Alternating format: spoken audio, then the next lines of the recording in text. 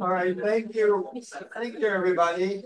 It's been a long day and I appreciate you coming and spending a little more time with me. So I want to thank you because it's late and it's dinner hour for everybody, but thank you so much for coming. I'm Steve Hassan and I have been doing this work for 48 years. I actually got recruited into the Moonies 50 years ago as a college student and dropped out of college, quit my job, donated my bank account, was told to throw out all my original poetry as a demonstration of my faith in God, cut off from my family, was trained to think that democracy was satanic and evil, and fasted for Nixon during Watergate because the Messiah Moon said that God wanted Nixon to be president, even though he was a corrupt. So that's an introduction for those who haven't heard of me before, or I've been talking about this for 48 years.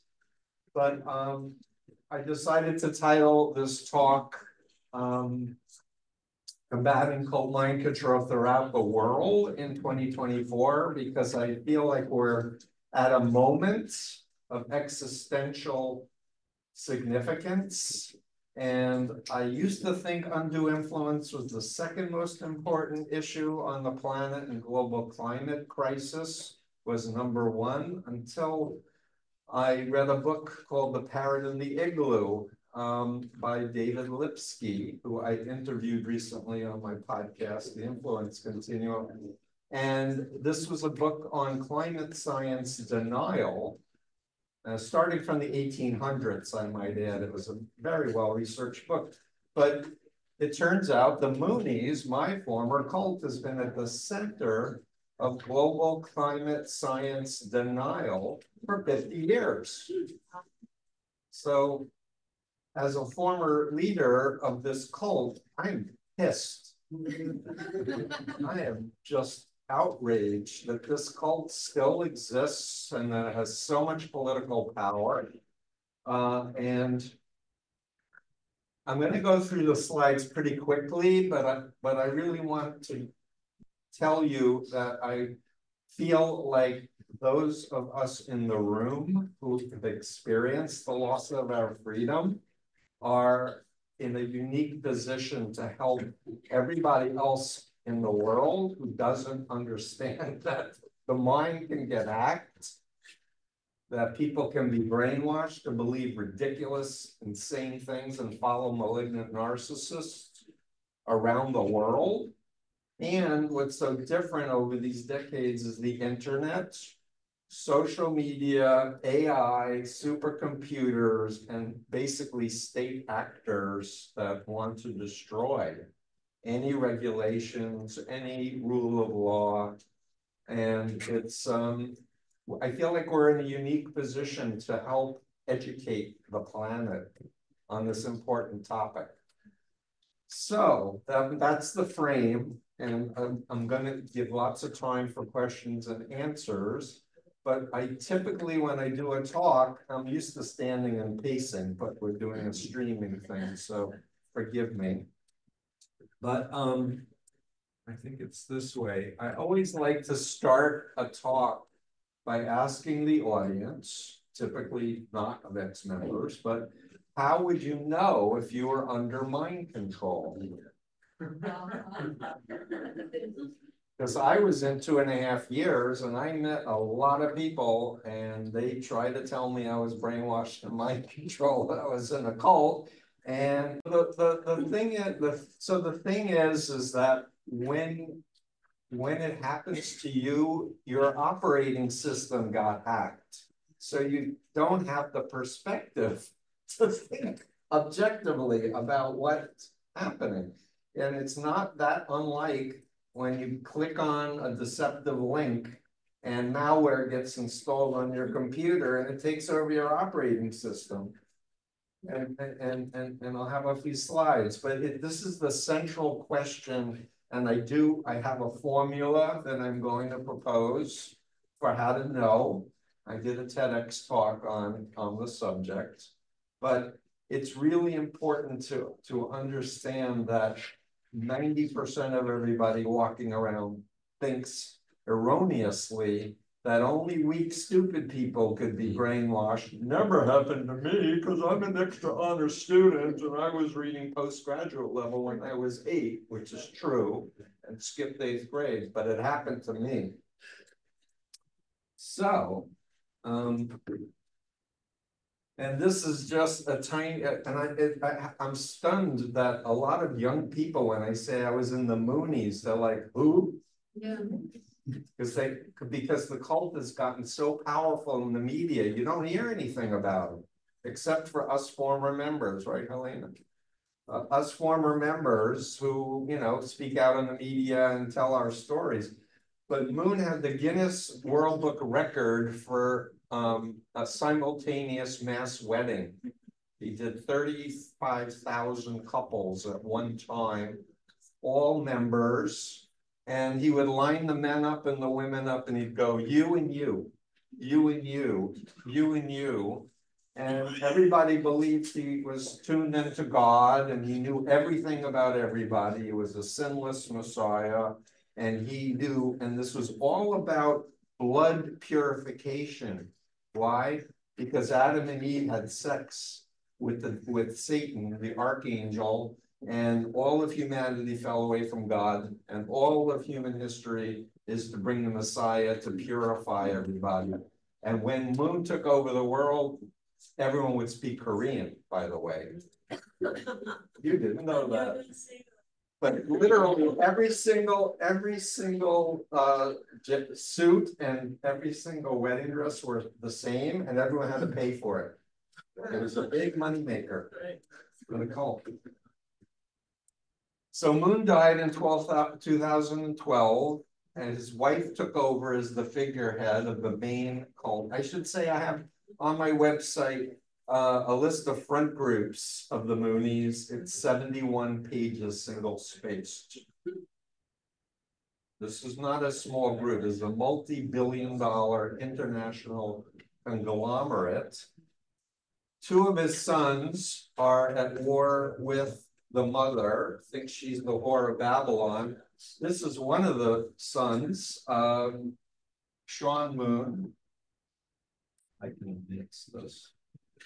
And he has a cult called the Rod of Iron Ministries.org. If you want to have a nightmare, you can go and watch him talk about how in Revelation, the Rod of Iron is an assault rifle.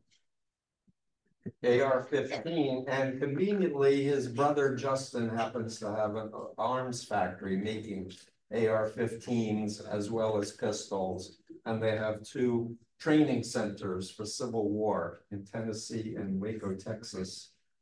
And Sean brought busloads of Moonies. The January 6th insurrection was messaging it was Antifa. The Moonies newspaper, the Washington Times, yeah, they were saying it was Antifa also. So I'm pretty pissed off. And, you know, this group is really, oh, I should say Mrs. Moon gave Trump $2.5 million to endorse the group a few weeks after that January 6th insurrection coup attempt. And so for those cult propagandists that say there's no such thing as brainwashing or mind control, this has been in the Diagnostic Statistical Manual of the American Psychiatric Association for decades as a dissociative disorder. And those who can't read it, I will just say identity disturbance due to prolonged and intense coercive persuasion. Individuals who've been subjected to intense coercive persuasion, e.g. brainwashing, thought reform, indoctrination while captive, torture, long-term political imprisonment, recruitment by sects or cults, or by terror organizations may present with prolonged changes in or conscious questioning of their identity. So when I wrote Combating, this is the updated version, but when it first came out in 1988, I described my experiences like John and John Coltmember. Like there was two of me. There was the real Steve Hassan and the Mooney Steve Hassan. And the Mooney Steve Hassan took over and suppressed the real Steve Hassan. And many family members and friends note that when somebody gets recruited by one of these groups, there's a radical personality change. Different face, different words, different behaviors, and it can switch like a light switch sometimes, and it confuses the public. So educating family and friends is really important. So I'm going to do the slides quickly, and then I'm going to do my extemporaneous talk, which I did not outline, because and I should say, people say, did you get anything good out of the Moonies, Steve? I say, you know what? I was such a shy, introverted bookworm before the Moonies when I was a creative writing major. When I had to read poetry in front of 20 students, I would like have a panic attack. And then I'm in the Moonies and I'm getting up and giving lectures to hundreds of people. And when I got out, I was like, I think I can still give lectures in front of people and go on TV. And I'm really gonna use something that I learned.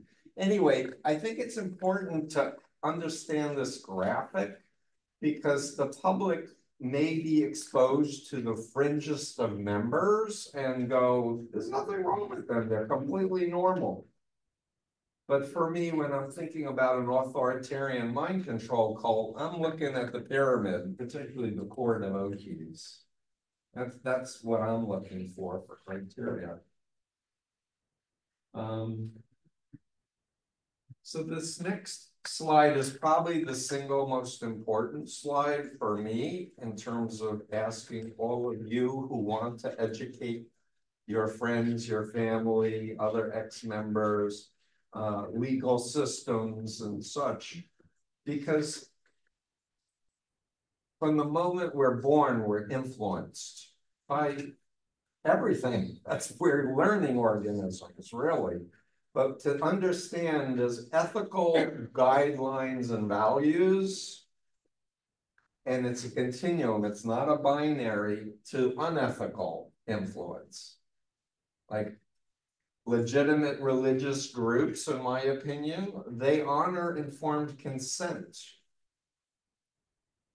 And I used the argument, I was doing a counterterrorism meeting at the Aspen Institute with the US State Department in 2015, because they wanted to understand how ISIS was recruiting online. And I said, well, I call my company Freedom of Mind, because I've learned in the Abrahamic religions, Judaism, Christianity, and Islam, they all share the Garden of Eden story, however they want to understand it.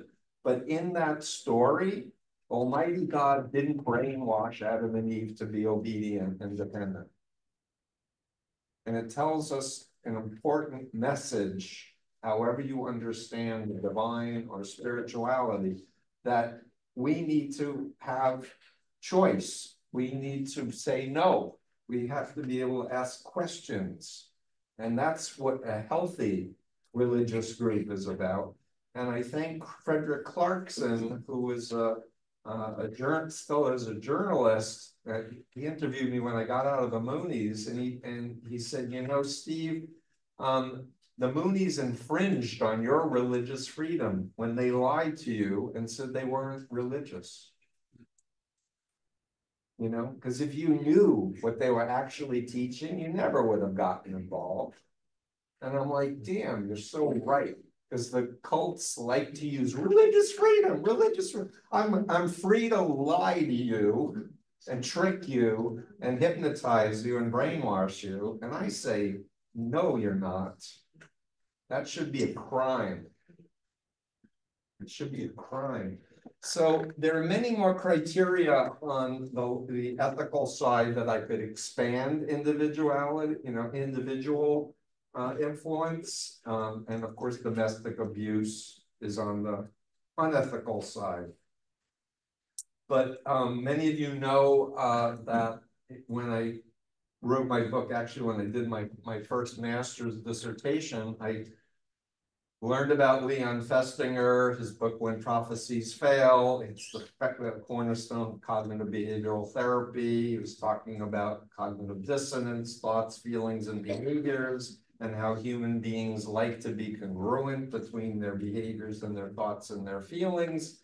And if you can get people to do extreme behaviors, you can get them to change their beliefs and rationalize it and feel good about it. And I was like, I wonder if I could use those three things to take Lipton and Singer and Shine and West's models and think about how I was recruited, how I recruited and indoctrinated other people. And I started listing the behaviors under behavior control, thought control, emotional control. So if anyone got the original Combating book, and the original book had a horrible picture on the cover. I was so angry at my publisher. It was a bald-headed guy with a chain around his head and a master padlock over his ear. I was like, no one's gonna buy this book with that. I would never buy a book like that.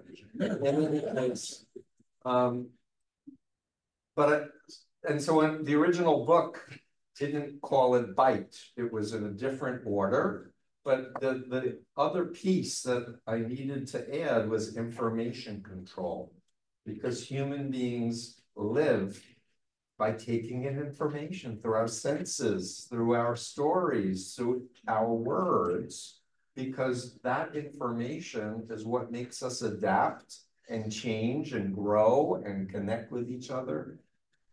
And I credit a minister friend of mine, Buddy Martin, from Texas. We did a lot of Boston Church of Christ cases. He said, you know, Steve, you can change the order to bite, and then people can remember it. And I'm like, damn, buddy, that's a can I call it the bite model? He's like, yeah, of course you can. So, great guy. So the point is with this, the unethical side is the bite model. And it's a very long list. It's all on my website for free. Go to freedomofmind.com. You can literally click a link and download all the behavior control, sleep deprivation, change of name, clothing, rigid rules and regulations, telling people where they have to live, who they can be with. And people can just go through the list and bing, bing, bing, bing, bing, and then information control and thought control and emotional control. So they can self-assess. How would I know if I'm under mind control? They have a tool.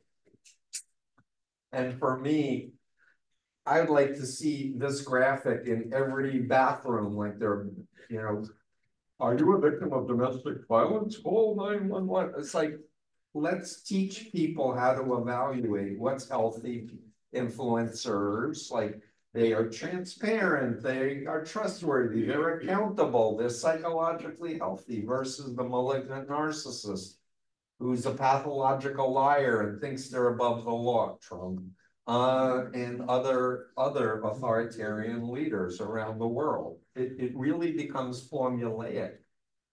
And when I wrote Combating in 1988, trust me, I didn't know that much. I'd only been in 2.5 years, and I knew what I knew, but the patterns that I identified, people are still contacting me to this day, telling me about groups I've never heard of, and they're like, wow, how did you know that you were describing my group? And I'm like, because there's a formula for authoritarian mind control cults. It's not rocket science, and it's different, but to understand, and former members, one of the universal issues is an inability to trust, right?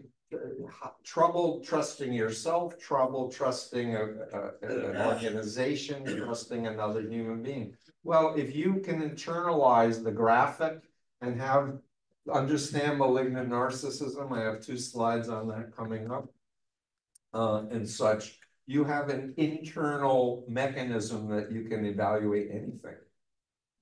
And reality tests.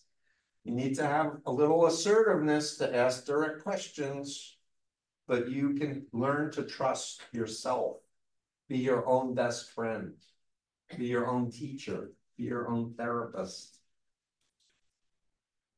I really want to I wanted to add these two slides because if you understand this slide and the next slide, you will protect yourself from 80% of every bad actor, maybe 90%, because it's so formulaic. So this is all on my website also, guys. And this is from Eric Fromm, social psychologist. He came up with this list because he was trying to understand Hitler. This is these are the characteristics he came up with.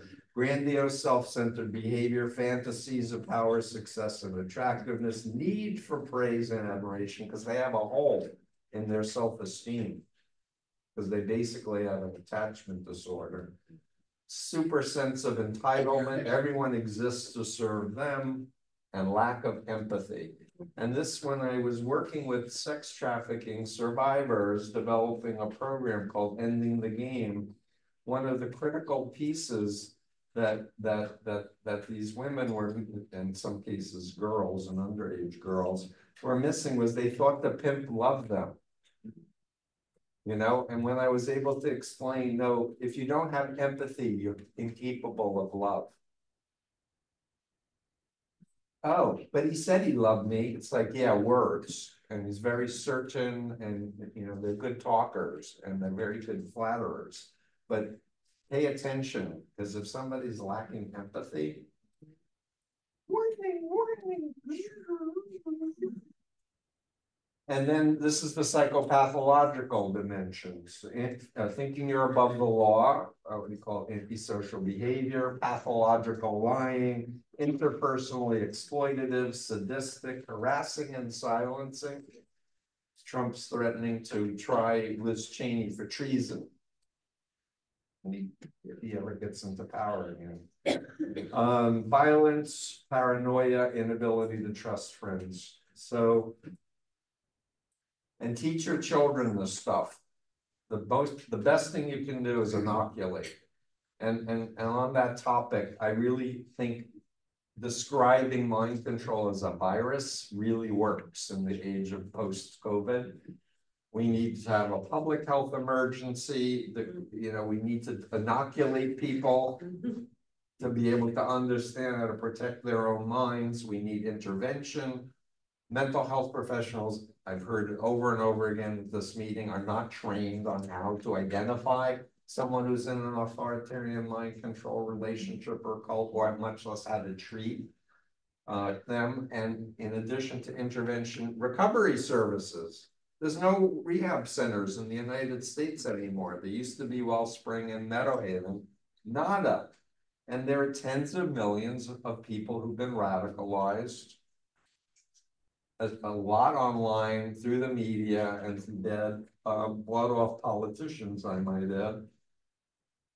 But we can tell our stories if you're ready to tell your story, to destigmatize it. Like, we did the best we could with the information and experiences we had at the time. They lied to us, they tricked us, they manipulated us, they used social psychology.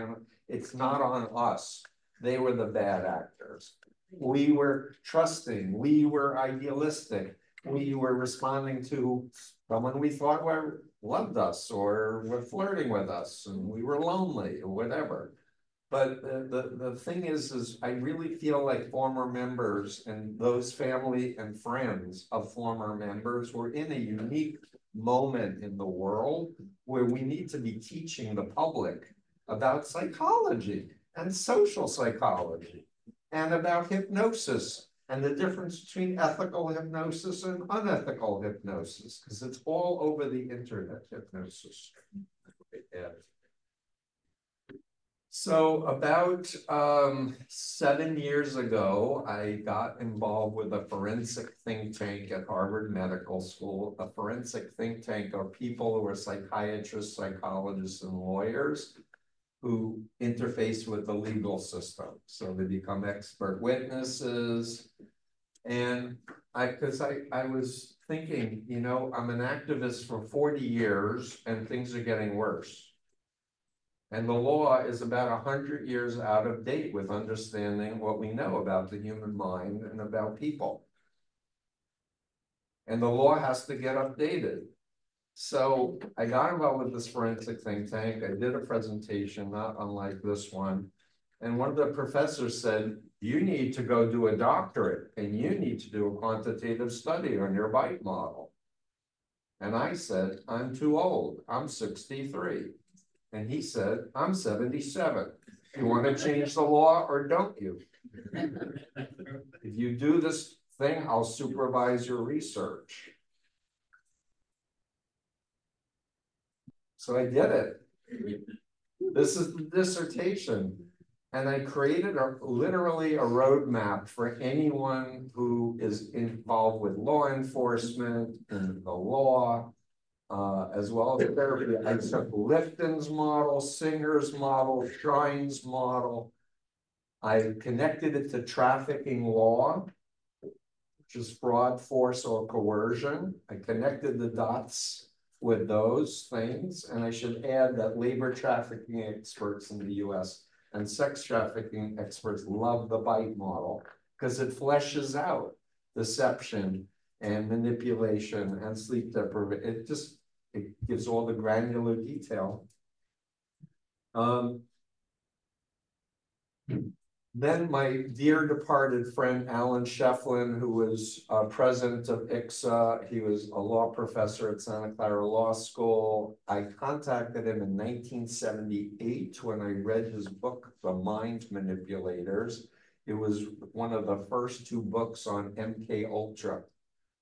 He had done FOIA requests to get information about the CIA mind control research projects of the 50s and 60s. And I reached out to him and he was happy to talk with me and he befriended me. And it's really his influence to say, Steve, call it undue influence. Brainwashing doesn't work in the law. Undue influence is a 300-year-old concept, British common law. So he passed away last year of a stroke, but he created a social influence model that experts can use to describe to judges and juries or to your friends. You're on the influencee and their unique vulnerabilities. Maybe they had death of a loved one, an illness, graduation, losing a job, accident, moving to a new city, state, what we call situational vulnerabilities.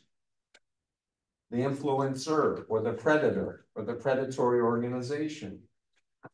Their characteristics, like the malignant narcissism I was just talking about, and the who, what, when, where, and how, and the consequences of, because it's social influence, right? It's not a psychiatrist saying, are you psychotic, and looking into an individual. No, social influence is about a dynamic interaction. You have to look at all of these variables. So I added his model into my dissertation because then you have a framework to be able to say, okay, we've got the Chinese communist brainwashing models here. We got the trafficking law, which is internationally illegal.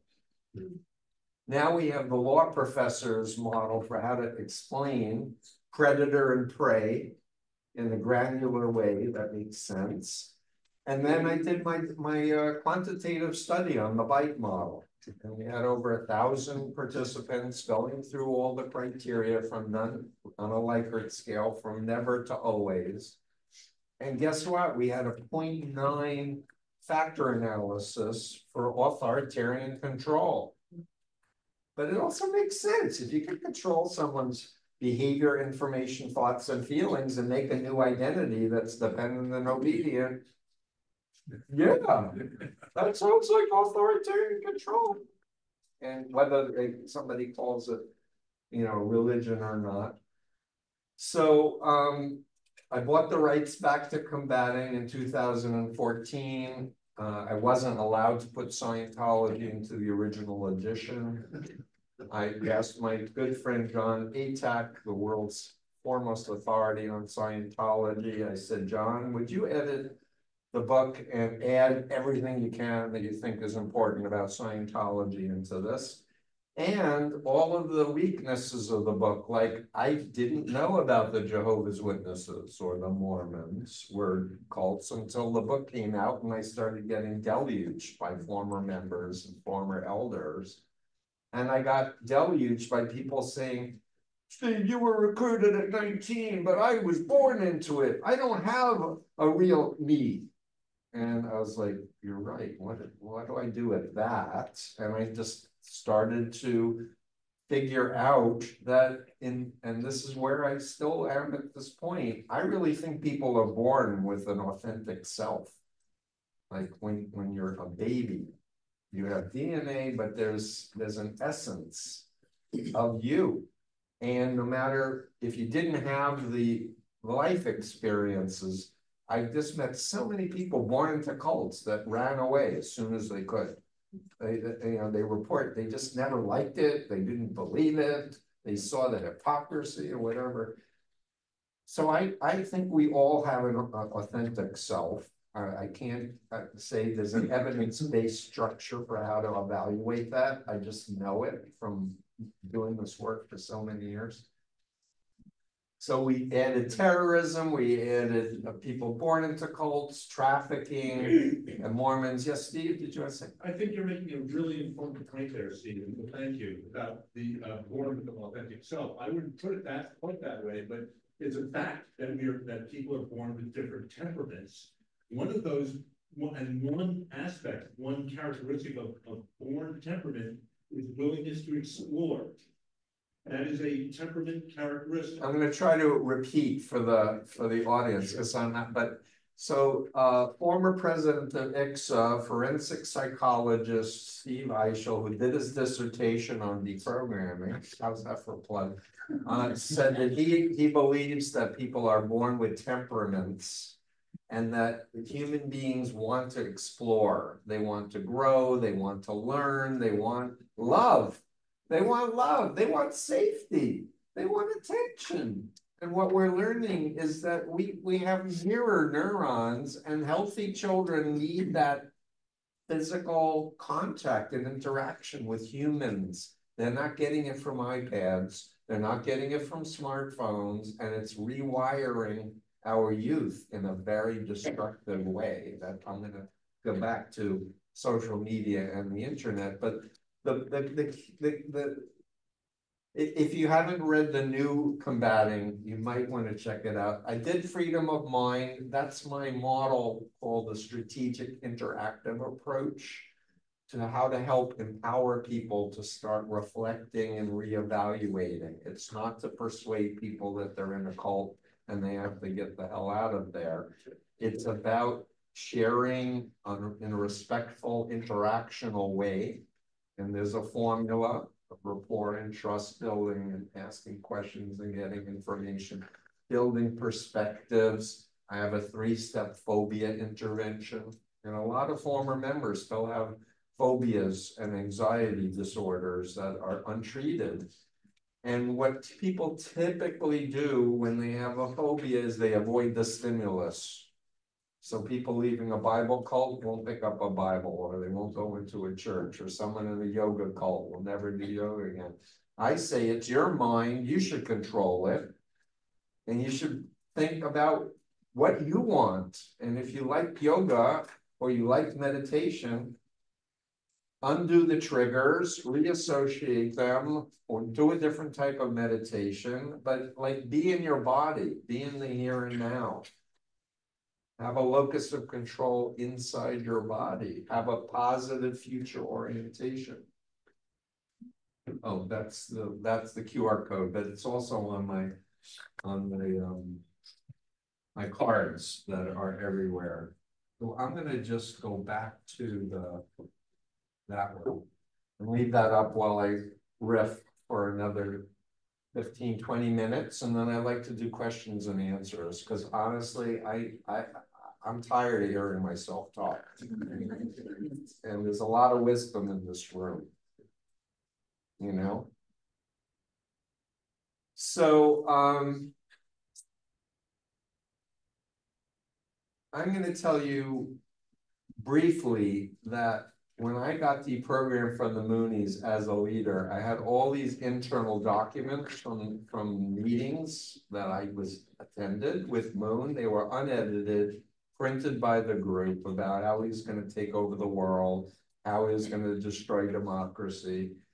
And and for those of you who don't know my story, I fell asleep at the wheel of a van, drove into the back of a tractor trailer truck at 80 miles an hour, was rescued from the wreckage. It didn't blow up. I was in the hospital away from the group and sleeping. I was sleeping 3 to 4 hours a night, 7 days a week for 2.5 years. I had 2 weeks of sleep and convalescent, and the group didn't visit me other than 1 hour visit in the very beginning. And I called my sister, who I was very close with growing up with. She was the one person in my family that didn't say I was in a cult and I was brainwashed. Everyone else was like, trying to argue me out of it. Steve, it's a cult. What's wrong with you? Are you stupid? True parents. Glory to heaven, peace on earth. Glory to heaven, peace. Crush Satan, crush Satan. Chanting, thought stopping in the group. Anyway, so I agreed to a deprogramming because I wanted to prove to my family I wasn't in a cult and I wasn't right. Why did I agree? Because my father cried and said, how would you feel if it was your son who met a controversial group and dropped out of college, quit his job, and you didn't see him again? How would you feel? But it was the tears my father really cared about. Then the cult voice came in, but he was brainwashed by the communist media, you know, but I could feel he really genuinely was worried. And I wanted to prove that I wasn't in a cult. So I agreed. And that's where I learned about Lifton. I met with ex-members, one of whom I recruited into the Moonies, who had gotten out before me, and I knew she was a wonderful human being. And I woke up and got out. That's a whole nother story, and it could go on and on. But what I want to share in this talk about mind control in 2024 is I get out, I have a cast from my toes to my groin, I'm on crutches, I'm all banged up, I'm ashamed, I'm embarrassed, I'm totally confused. But I knew that what I had gotten into was evil. And I felt guilty. There's a man who talked the other day about growing up in the children of God and how guilty he felt. I felt so guilty.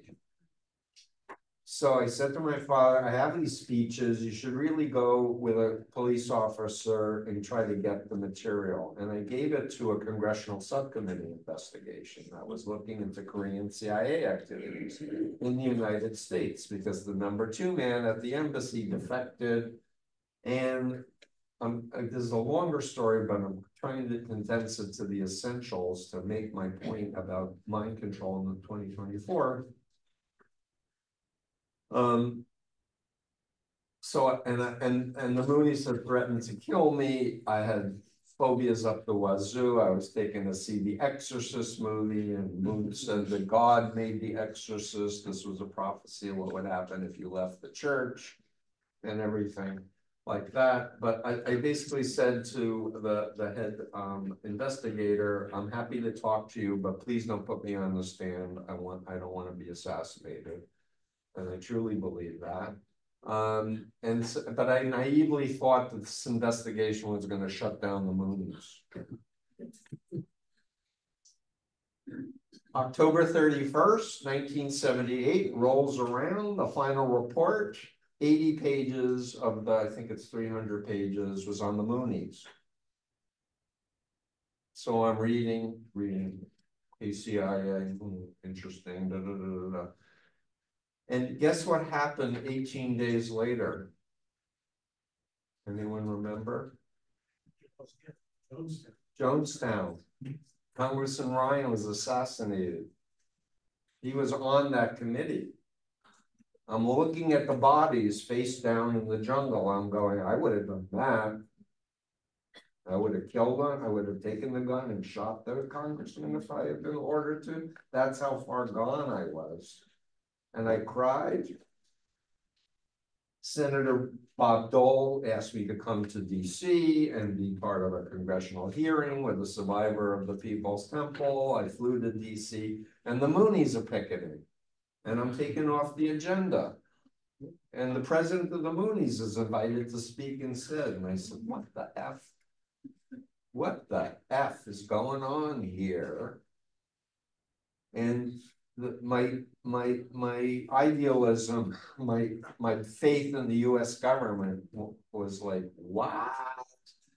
So I read the investigation. It was 11 volumes. And the most significant thing I want to share with you was the deposition of the founder of the Korean Central Intelligence Agency, who said, I organized and utilized the Unification Church for use as a political tool, unquote. And what I came to understand is, well, North Korea brainwashes, South Korea had 2 unsuccessful coups. They were worried about destabilization of South Korea. So some a-hole, I was going to use a different word, at the CIA said, let's set up a Korean CIA, let's set up a proxy group that can do counter brainwashing programs in South Korea to stabilize the regime. And the Moonies were selected. And Colonel Bo Hee-pak was the CIA, Korean CIA liaison person. And so what I'm trying to say to you is MK Ultra 2.0 or 3.0 was me. And I understood, and I should say the CIA tried to recruit me 3 separate times. They said, we want to learn how to deprogram terrorists, Steve, would you come work for us? And I was like, I think I've had enough with, organizations. That's a little distrustful. But what I came to understand is as there was a Cold War run-up of nuclear weapons, there was a simultaneous one, the search for mind control. How to hypnotize people, how to manipulate them emotionally, how to get them to do what you want them to do, how to control the citizenry. And it's been going on ever since. It's getting more and more sophisticated with more and more sophisticated models. And we're living at a moment in time because of the internet and social media where mass populations are being brainwashed with just BS. There's no such thing as global climate change, and outside there's massive floods. The glaciers are melting, the fires are going on and burning up everything. And who is doing this? The fossil fuel industries and countries that want to keep selling. And they use the Moonies for 50 years to do climate science denial, and they're still doing it. So I'm coming back to my original comment, which is the people in this room have a unique position to be able to say, this is real. It wasn't me. There's this whole process that was being done, different groups, different situations, but the same BITE techniques, breaking people down, remolding them in the image of the group, refreezing those and deploying those people. And furthermore, I'll go, did I mention before about the Aspen Institute and countering ISIS? Yeah, I talked about freedom of mind at that meeting. Well, another interesting thing at that meeting was there was an AI system that was shown to us This man who developed this, it monitored open source information in 20 languages in real time. And he has been hired to figure out how is ISIS recruiting online. He brought 5 different screens, and he puts Madeleine Albright, who is in the room, he puts her name, and we could see everything she posted online and what people were saying in 20 languages about Madeleine Albright in real time. And so this man, who's Nova Spivak, said, if you want to understand how ISIS is doing what they're doing, think of STDs. And we're looking at each other. STDs? Yeah, sexually transmitted diseases. Sexually transmitted diseases. He said, yeah, the more sex you have with someone who has syphilis, the more likely you are to get it. That was his metaphor. He said, we track people, one of these front organizations, whether it's video gaming or matchmaking service or language service or this or that, and we can track how people swarm. That's the computer term for love bombing.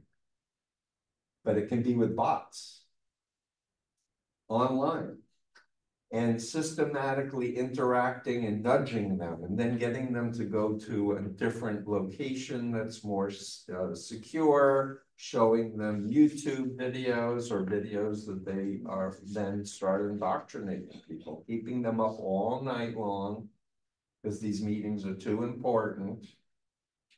And by the way, if you don't know it, humans need 7 to 9 hours of sleep to function properly. So average 8. Most people are sleep deprived. Most people are sleeping 6 or less. And young people are bringing their phones into their bedroom at night and they're staying up all night.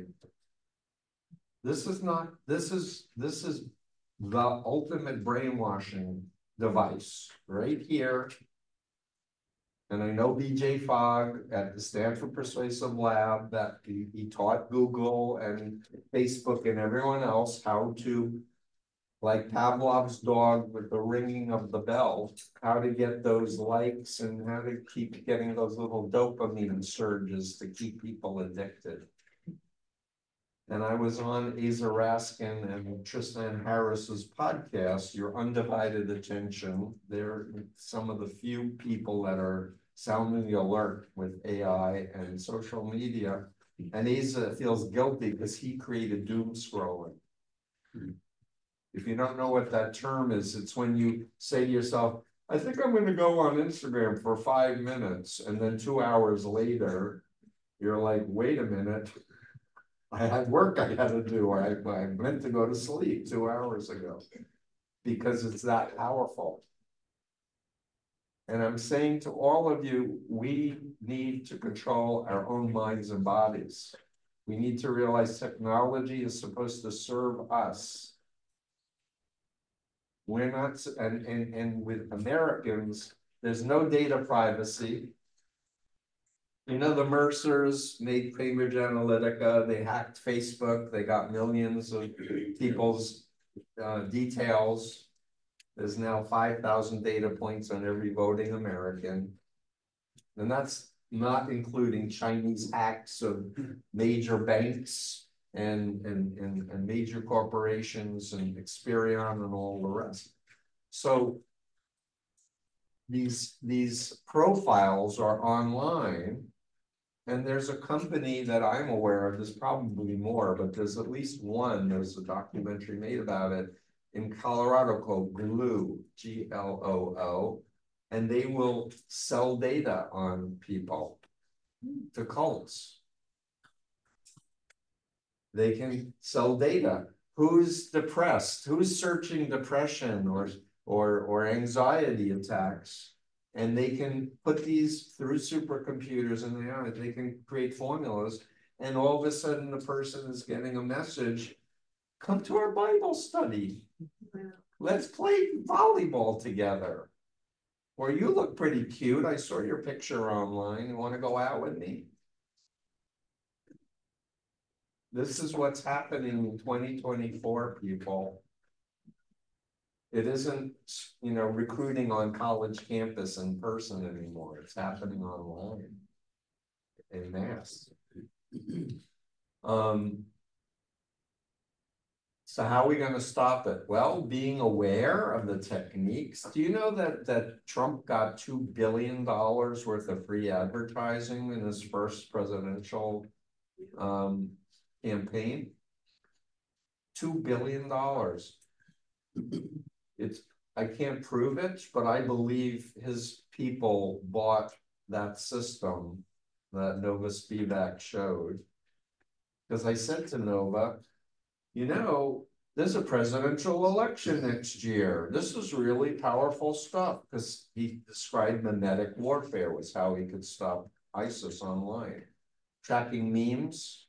And he said, if a meme is getting too strong, you create another story that distracts people and create a different meme.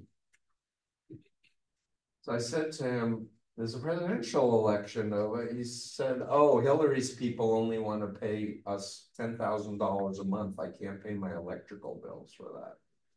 I said, Nova, I hope you're not going to go to the dark side. He said, I don't want to go to the dark side, but I have partners. And then he disappeared and he sold his company. And guess what? Trump would say one outrageous thing, then another outrageous thing, and another outrageous thing, and people were talking Trump, Trump, Trump, Trump, Trump. And what we now know about the human mind is repetition. Even if it's negative, it still imprints a person's name in your head. By the way, you know what his real name is? His family name? Grumpf. Drumpf. Think he could get elected with a name like Drumpf? I interviewed Craig Unger and Yuri Shvets, a former KGB official who came to the United States when the Soviet Union defected. A book called American Compromise. I have a lot of interviews. I started a podcast. If you're interested in this stuff, post The Cult of Trump. Anyway, Yuri said, oh, we recruited Trump decades ago. Huh? As an asset. Huh? Yeah, through Ivana. Huh? You mean the former president of the United States was recruited by Russia as an agent? Yeah, he said. Of course. He said any American businessman that came to the Soviet Union, they pair up some beautiful Russian women, they take videos, they offer money and expense paid this and that. And if you look objectively, Putin was a KGB official. He was raised in an authoritarian cult of the Soviet Union. I should also say I was asked to come to Moscow when the Soviet Union fell by psychologists and psychiatrists. I think it was 92 or 93 that they flew over there. They said there's a lot of Western cults coming in. We want to know what's going on with them. So I'm explaining the model. I'm going to do a little bit of Russian accent, forgive me. My grandmother on my father's side is from Moscow, so I know the title. Anyway, so I'm explaining mind control, and they're like, excuse me, Dr. Hassan, do you understand you're describing the whole system of pedagogy of the Soviet Union? Dr. Hassan, do you understand we would put political dissidents into psychiatric facilities because they were criticizing the regime? Dr. Hassan, you're describing young pioneers in Komsomol. And he was like, oh, so you are counseling us? And I said, if the shoe fits. And it really is a mind control cult. Dual identity, except they know that it's an authoritarian regime. It's different when you're born into that. But if you're born into that, it's like people who are born into cults. You don't know what normal is. You don't know like what would it be like to have like a healthy family that encourages you to ask questions and make mistakes and all of that. You don't know. And people leave these authoritarian countries, and unless they do their homework and do their psychological healing, they're former cult members, and the way I see it, and they're vulnerable. They're following the next authoritarian dictator. So we're at war, whether you know it or not. It's kinetic in Ukraine, it's kinetic in Israel and Gaza, but psychological warfare is what's happening right now. And a lot of people that I meet say, I can't even watch the media anymore. I can't go online anymore. And I'm like, you're very smart. Like, you need to regulate your own mind and your own emotions. And you don't need to hear every detail of every trauma and disaster around the world. You don't need to hear that all day long. This is not healthy. You need joy, you need music, you need creativity, you need fun and nature, walking in nature, breathing air, and not just fixating on screens. And we have a choice. We can evolve or we can devolve. And I refuse to give up. And I refuse to go give into pessimism or you know, it's inevitable. It's like not inevitable. But they want us to be confused and disoriented and helpless and hopeless and let someone else deal with it. I'm going to binge watch movies or I'm going to play video games. It's like, no, pony up. This is it. We got to mobilize masses of people to be good citizens and realize there's been a 50-year, you know, long planned process. And I come back to the Moonies because I lived it. I was in the freaking room, and now they're trying to do what I heard from Moon's lips right now in the United States government. It's like, okay, knock, knock. And if we care about our children, our grandchildren, our cousins, our aunts, if we care about creatures all over the world, we can't afford to not see it as an emergency.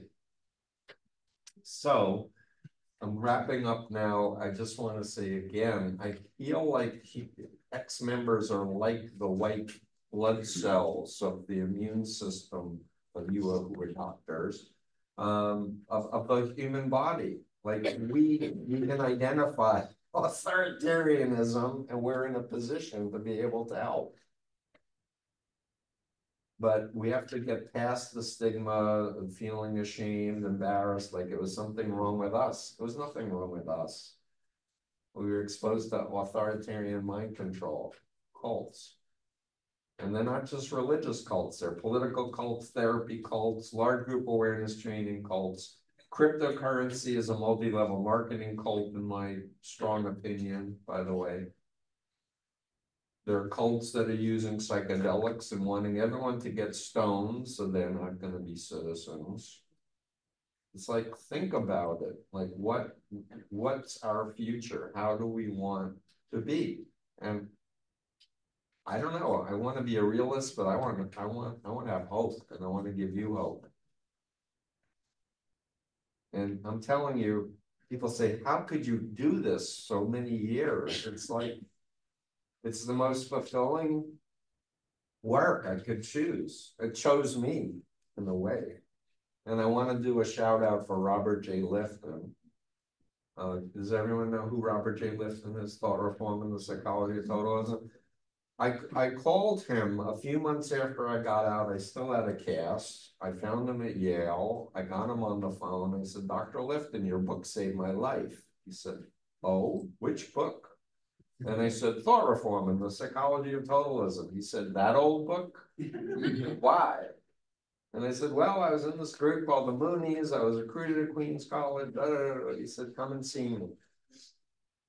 So, because what I read in the book didn't match my experience. The 8 criteria from chapter 22 matched my experience, but the rest of it didn't. So I wanted to explain how I was recruited, how I recruited other people, the introductory lectures, the 3-day, 7-day, 21-day, 40-day, 120-day workshops, etc. And I'll never forget it. I'm in his apartment on Central Park West. My leg is up in the cast, and I'm looking at him, and he has hardcover books from the ceiling to the floor. And I'm explaining this to him, and he looks me in the eye. He says, "You know, I just know this secondhand, but you've lived it. They did it to you, and you did it to other people. And what you're describing is so much more sophisticated than what I studied in China. You need to study psychology and explain it to people like me." That's called a therapeutic briefing. For anyone who's in the business of therapy, it's like, I was ashamed, embarrassed that this happened to me, and now one of the world authorities telling me I can teach them something. I can do that. And you know what? Being happy doesn't really cut it. As human beings, we need to feel fulfilled. We need to have purpose. We can buy a thing and be happy for a few minutes, and then the happiness goes away. But if you do something meaningful, gives you juice. I tell people I'm 70 years old. You don't look 70. I'm like, well, I do work out, but I'm telling you, I'm on fumes to help as many people as I can. And I'm so proud to meet former members who become mental health professionals, because when I got out, people like Michael Langoni looked down on ex-members. Let the professionals handle it. Really, I felt like I was a second-class citizen because I had been in a cult until I got my master's. And I'm telling you, getting the PhD, I got smarter. And now people call me doctor. Feels good. Yeah, I want to encourage people. I want to shout out Felicia Rosario. She's going back to school. She's going to be a forensic psychiatrist. Yay. So with that, I'm wrapping up. We have 25 minutes of questions and answers. And thank you for listening.